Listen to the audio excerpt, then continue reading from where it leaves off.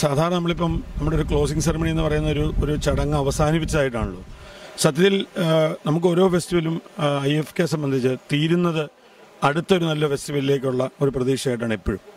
അപ്പോൾ ഒന്ന് റിതം എന്ന് പറയുന്നത് ആൾക്കാരുടെ മനസ്സിൽ, അതായത് എല്ലാവരും ജീവിക്കുന്നത് അവരറിയാതെ ഒരു താളത്തിലാണ് എന്ന് പറയുന്നത്.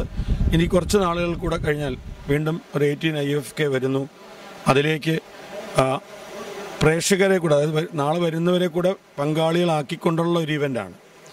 ഈ 100 തപ്പാട്ടക്കാരും കരുണാമൂർത്തി എന്ന് പറയുന്ന തവിൽ വിദ്വാനും മാത്രമല്ല, മറിച്ച് ഒരു ഘട്ടം കഴിയുമ്പോൾ പ്രേക്ഷകരും കൂടെ ഇതിൻ്റെ പാർട്ടാവുന്ന തരത്തിലാണ് ഇതിൻ്റെ ഒരു കോൺസെപ്റ്റ്.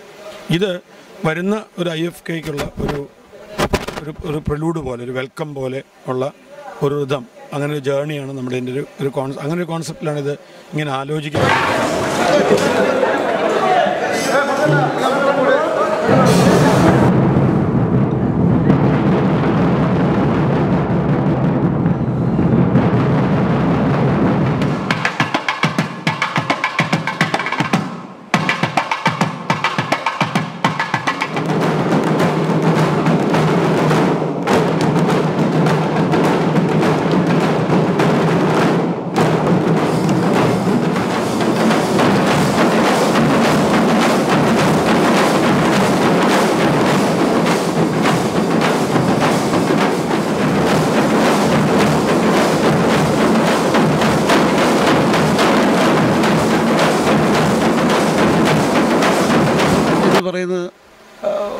ഒരു ഫീൽ ആക്ച്വലി ഈസിലി നമ്മളിപ്പോൾ ഒരു വളരെ കോംപ്ലിക്കേറ്റഡ് ഇതൊന്നുമല്ല ഇപ്പം നമ്മൾ ഈ തവിലും തപ്പിലും ചെയ്യുന്നു.